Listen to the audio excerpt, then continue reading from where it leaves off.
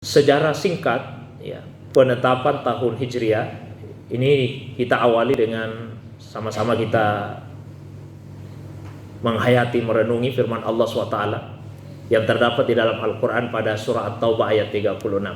Allah SWT berfirman, A'udzubillahi minasyaitonirrajim.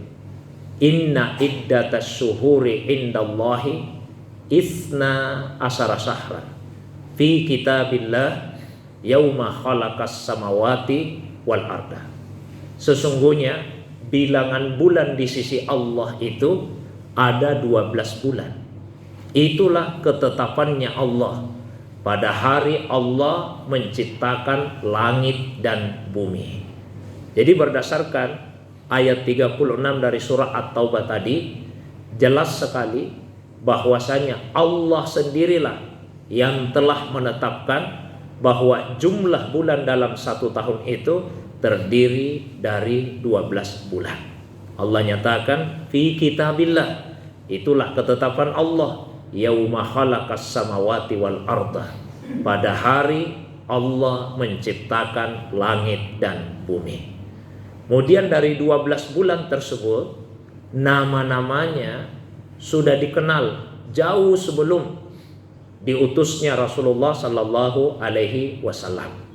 Sebagian sejarawan menyatakan bahwa penamaan itu dikenal pada masa Qusay bin Kilab.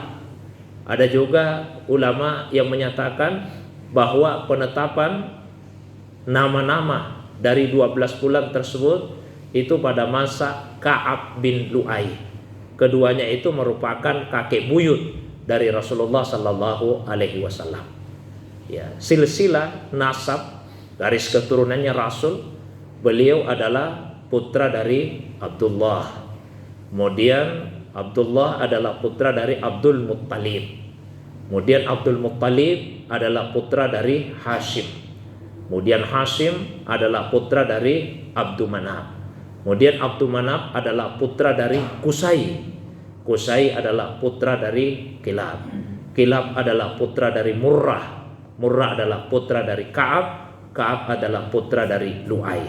Nah, sebagian ulama kita menyatakan bahwa penetapan nama itu dikenal pada masa kakek buyutnya Rasulullah Sallallahu Alaihi Wasallam, yaitu Ka'ab bin Lu'ay. Meskipun ada sebagian sejarawan yang menyebut nama kakek Nabi yang lainnya. Nah, pada waktu itu orang-orang Arab berkumpul untuk menetapkan nama bagi 12 bulan tersebut. Penamaan itu disesuaikan dengan musim atau keadaan tertentu yang mereka jalani. Kecuali bulan Muharram. Pada awalnya bulan Muharram itu dinamakan dengan Safar Awal. Jadi bulan Safar ada 2 bulan. Safar Awal, Safar Akhir. Sama dengan bulan Rabi, 2 bulan juga. Ada Rabiul Awal, ada Rabiul Akhir. Sama dengan bulan Jumat, 2 bulan juga, Jumadil Awal, Jumadil Akhir. Nah, begitu pula dengan Safar. Jadi awalnya ada Safar Awal, ada Safar Akhir. Nah, mengapa dinamakan dengan bulan Safar? Safar itu dari kata sifrun, artinya kosong. Karena pada masa itu negeri-negeri Arab kosong dari penghuni, karena laki-lakinya semuanya pergi merantau.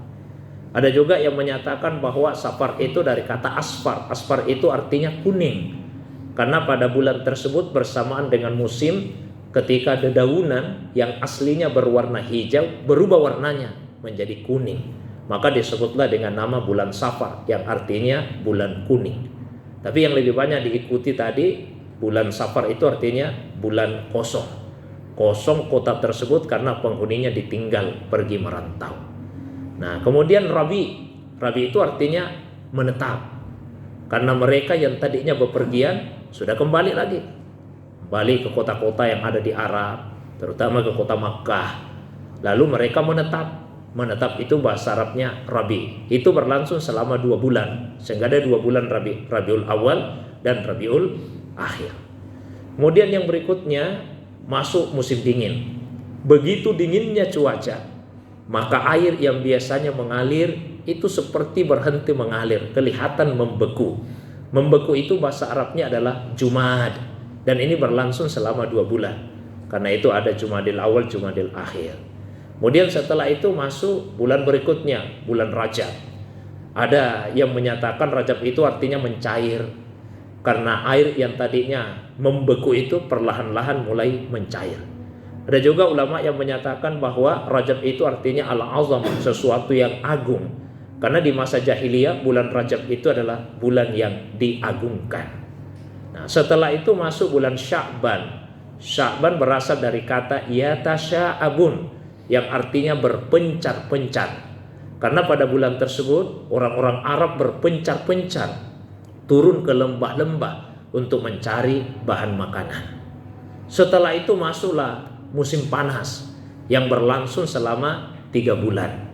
Bulan pertamanya dinamakan dengan Ramadan. Ramadan itu dari kata ramdha yang artinya membakar, karena musim panas. Kemudian bulan keduanya dinamakan dengan Syawal. Syawal itu artinya bertambah dan meningkat, karena pada bulan kedua tersebut panasnya semakin bertambah dan meningkat, sehingga disebutlah dengan nama bulan Syawal. Kemudian puncak musim panas itu pada bulan ketiganya. Begitu panasnya cuaca, tidak ada yang berani keluar rumah. Semua duduk diam di dalam rumah. Duduk itu bahasa Arabnya paling tidak ada 2. Yang pertama julus, yang kedua qu'ud. Ada ayat di Al-Quran misalnya, allazina yazkurunallaha qiyaman wa qu'udan. Qu'ud artinya duduk. Karena pada bulan tersebut mereka hanya duduk, diam, tinggal di rumah. Dinamakanlah bulan itu dengan nama bulan Zulqaidah. Nah, setelah 3 bulan itu berlalu, masuk bulan berikutnya. Ini cuaca bagus, sehingga pada bulan itu mereka menunaikan ibadah haji. Sehingga bulan tersebut dinamakan dengan nama bulan Zulhijjah. Itulah sejarah penetapan nama-nama bulan dari 12 bulan tersebut. Bulannya sudah ada 12, namanya ada, yang belum ada tahunnya. Sehingga biasanya kalau ada satu peristiwa yang terjadi, maka mereka mengukurnya kepada peristiwa yang dianggap waktu itu satu peristiwa yang besar. Misalnya salah satu peristiwa besar yang pernah dialami oleh penduduk Makkah, yaitu ketika Raja Abraha dari Habasyah datang bersama dengan bala tentaranya dengan maksud untuk menghancurkan Ka'bah. Ya, datang dengan mengendarai gajah, sehingga tahun itu disebut dengan tahun gajah. Maka jika ada yang lahir pada tahun tersebut, seperti yang menurut mayoritas ulama kita Rasulullah lahir pada tahun itu, maka dikatakan beliau lahir pada tahun gajah.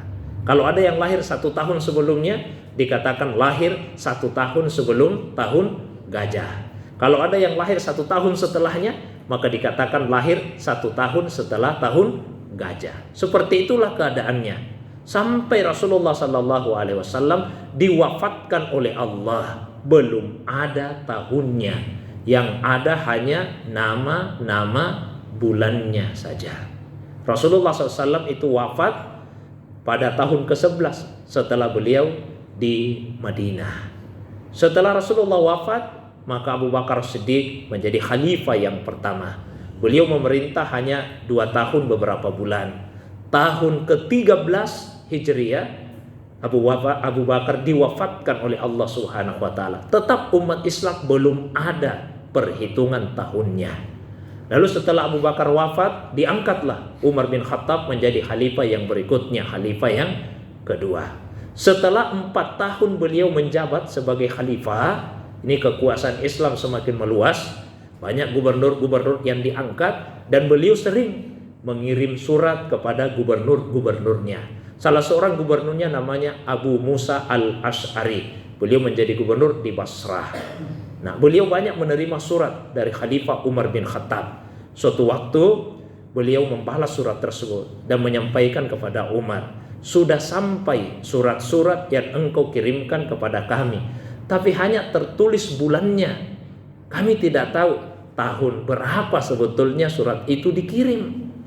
Ya, karena tidak ada tahunnya. Mestinya kita ini umat Islam punya perhitungan tahun. Usulan itu diterima dengan baik oleh Umar bin Khattab. Maka beliau kemudian kumpulkan sahabat-sahabat yang masih hidup, beliau kumpulkan kaum muslimin, lalu membicarakan tentang penetapan tahun tersebut. Nah, kalau ingin ada tahunnya, tentu mesti ada tahun pertamanya. Maka dimusyawarahkanlah peristiwa apa yang akan dijadikan sebagai acuan untuk menjadi tahun pertama itu. Banyak usulan yang disampaikan, tapi paling tidak ada 4 yang sangat banyak yang mengusulkannya. Yang pertama yaitu tahun lahirnya Nabi. Yang kedua, tahun diangkatnya beliau sebagai Nabi. Yang ketiga, tahun wafatnya Nabi. Dan yang keempat, tahun hijrahnya. Nah, untuk 2 usulan yang pertama, yaitu tahun lahir, begitu juga dengan tahun diangkatnya sebagai Nabi, usulan ini tidak diterima.